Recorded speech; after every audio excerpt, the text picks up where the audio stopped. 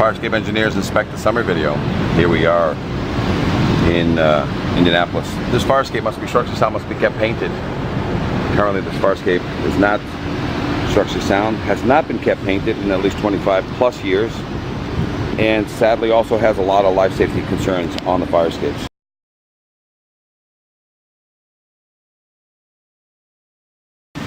So look, rust jacking, and it gets only worse as it goes down, much worse as it goes down.